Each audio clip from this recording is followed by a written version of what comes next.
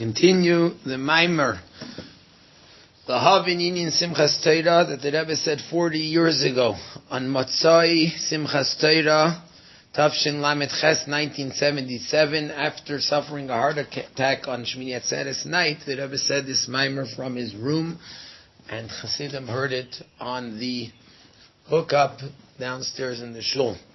So the Rebbe began with a question. What is Simchas Tora all about? It's interesting because Simchas Tora is a custom. It's not something that says in the Torah. It's not something that says in Gemara. It's a custom. And there's an interesting aspect to it. We're rejoicing with the Torah. The question is, why, if we're rejoicing with the Torah, do we dance with a closed Sefer Torah? Instead, we should be dancing, we should learn the Torah.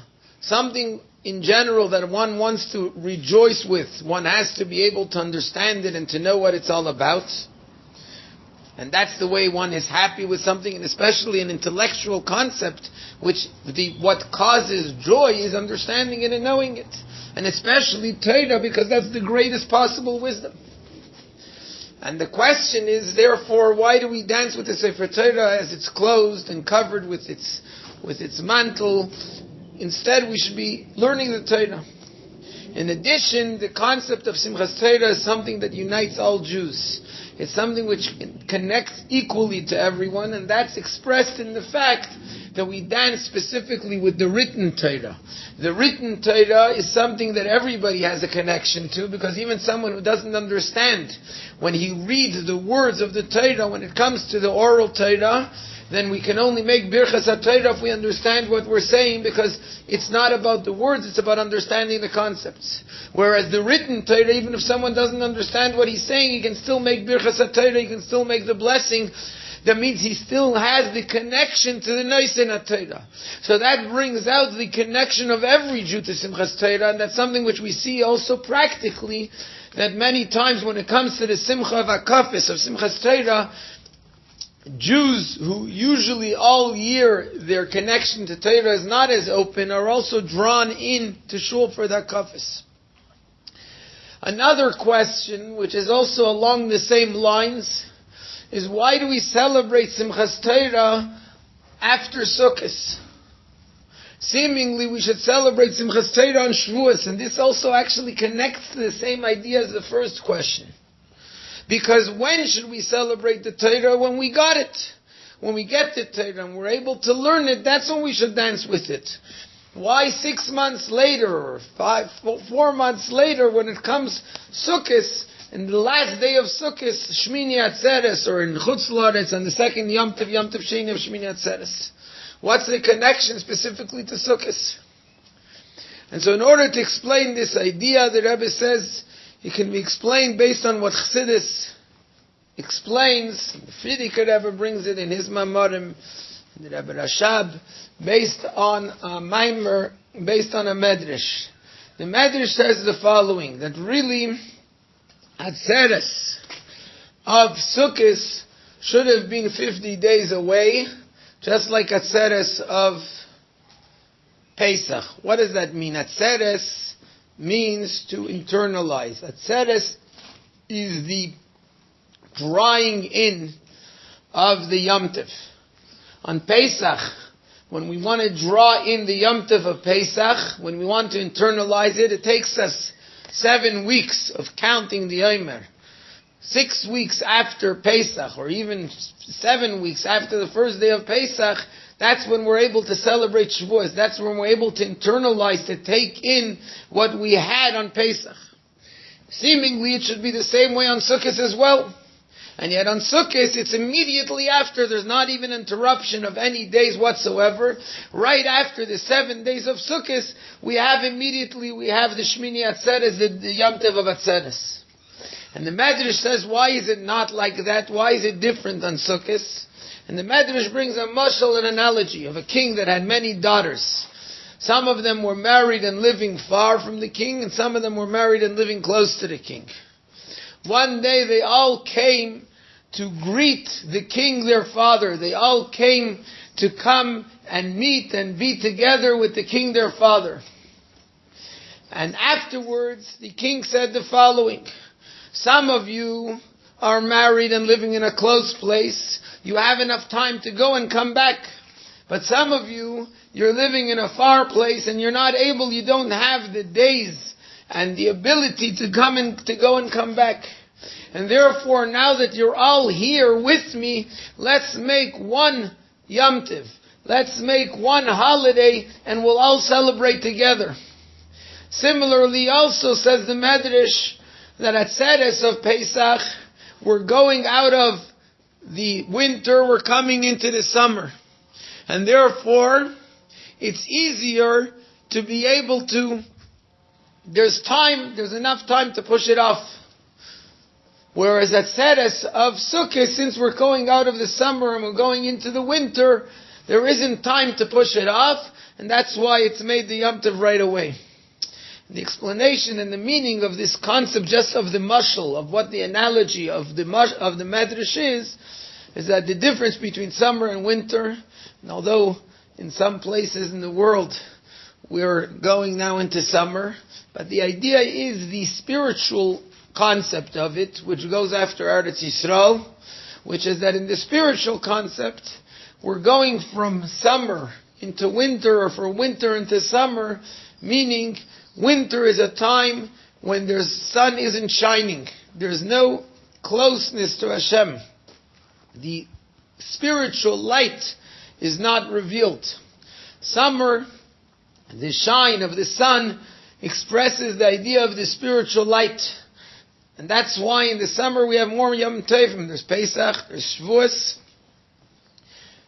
2 out of the 3 are in the summer. Because the summer is when the light from above, the Shemesh Havaya, the sun that expresses and resembles godliness, is more revealed. So at a time when godliness is more revealed, it's easier. There's time. We have that gili, we have that revelation, and therefore we don't have to have the Yom Tov right away. We can take our time till we get there. Whereas in the time when godliness isn't as revealed, which is when we're going into the winter is a time when it's physically cold, but that shows also on a spiritual lack of revelation, and that's why the Yom Tov has to be right away. Even deeper than that, according to the way Chassidus explains it, is the difference between summer and winter is the avodah of a tzaddik and the avodah of a bal tshuva. A tzaddik is nasui, married in a close place. A tzaddik is close to Hashem. For a tzaddik, he has time, he's always connected. A bal tshuva, or someone who's on a lower level, someone who's in a level, he's in the world, he's in the winter level, where he's not connected in the same way. He's nesuis l'makim rachik. He's in a distance from Hashem. When he has the inspiration of Sukkot, it's hard to know what will happen afterwards. Nisan is the avodah of tzaddikim. In the avodah of tzaddikim, there's time. Tishrei is the avodah of balei tshuva. But more specifically, Tishrei is a time when we want to unite all Jews. We want to make something where all Jews can equally be able to connect, even though it's a tough time, even though it's a hard time. And as we explained yesterday also, that this is specifically, this Maimer was said in a time when godliness is hidden, in a time when the revelation is not there fully. And yet that's the time when we need the Simchas Tora, and when we need it right away while we can still catch it. Despite the fact that we have also this idea of people who are far away from godliness, that we're able to still grasp, and that's why it comes immediately. That's the general idea of the Medrash.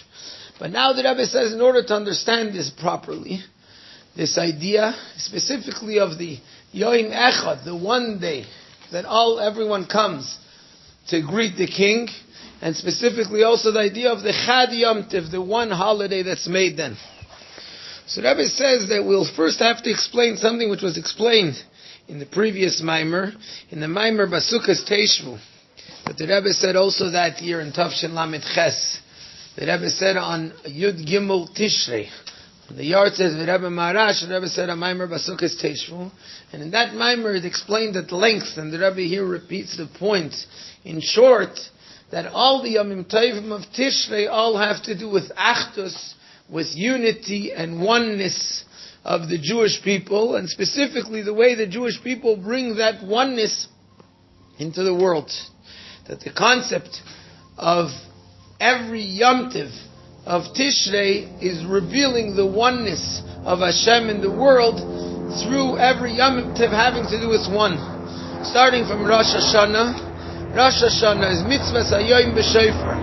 The entire day, the mitzvah, the one single mitzvah that differentiates Rosh Hashanah from every other Yom Tov, from every other day, is the one single mitzvah of shofar. And specifically that one single mitzvah of shofar is above understanding. It's beyond reason. Like the Rambam says that it's a gzeiras hakasov. It's something which was decided by Hashem, and it's not necessarily something that can be understood. Above reason means it's above the separation that comes from reason. It's above the concept of understanding it. It's just the essence. Now, even though the shofar has tshuva, which it hints on, it has the idea of a lot of the highest type of tshuva, awakening a person to come closer to Hashem, but nevertheless, the essence of this mitzvah is something which is gzeiras hakasov, something which is beyond reason. That shows on Achdus the oneness. It's not something which comes into understanding, it's the essence of it. Yom Kippur, even more than that, is Itzumah Shel Yom Mechaper. Yom Kippur is the essence of the day. It's the day itself, and Yom Kippur is a day when we have the oneness in Olam, Shana, and Nefesh, in place, time, and in beings. Because Yom Kippur is the Achaz Bashana. In time, it's the one day a year.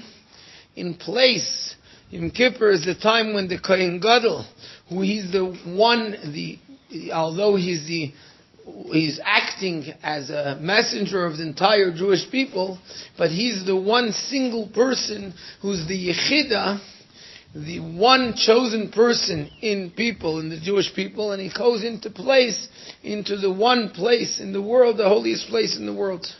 So Yom Kippur is also all about the idea of oneness, as well as Sukkot. Sukkot, we start from a Sukkot Teishvu, from sitting in the Sukkah. And Ru'uyim Kol Yisrael Leishev B'Sukkah Achas. The entire Jewish people are worthy of sitting in one single Sukkah. And we bring that oneness of the Sukkah also into the four kinds, which in addition to the fact that each one of the four kinds expresses the idea of oneness, starting from the Esrig, which we learn the idea of Hadar, the beauty of the Esrig, we learn it for all the other three kinds as well. That the Esrig is called Hadar, and the Gemara says that it's Hadar because Hadar, it lives, it dwells on its tree throughout the entire year. Which means that the Esrig, in the course of the whole year, all 4 seasons, 4 totally different extremes, and the Esrig goes through all of them together and unites them all in its one single Esrig. And even more than that, not only it doesn't become damaged, or it doesn't cause the Esrig any type of hardship, the fact that it has all these extremes in it, but on the contrary, these extremes themselves cause it to grow. And like the Rebbe Marash explains in a Maimer, that something that grows, if it stops growing for one moment, it will die. So that means that the Esrig doesn't only exist throughout all the 4 seasons, which is an amazing lesson for every Jew. That all the different seasons of life that we encounter, all the different occurrences that we encounter in our lives, not only they shouldn't break us, not only they shouldn't cause us to diminish our life in godliness, but on the contrary, we should take those differences themselves and those different aspects in life themselves, and they should cause us to grow. We should grow from them. But that's the Esrig. It unites, it brings them all together, and all the other types besides that, each one of them has the concept of unity as well. But they all learn this concept as well from the Esrig, that it takes everything in all the extremes and unites them as one. And moreover, the mitzvah of Dalet Minim is to take all 4 kinds and hold them together in our hand. that makes the oneness of everything together. And moreover, at the end of these Yom Tovim of Tishrei, we get to the ultimate Yom Tov and Simchas Tora, which also, as we said, expresses the oneness of every Jew, expresses the unity, and how every Jew, we're all united, we're all one, in the aspect of the dancing of Simchas Tora, where all Jews are equal because we're dancing with the written Torah, and it's not dependent on differences of understanding. Everybody dances together as one. So we're going to continue, Mr. Hashem, to explain this, Be'ezras Hashem, after Yom Tov. A good Yom Tov.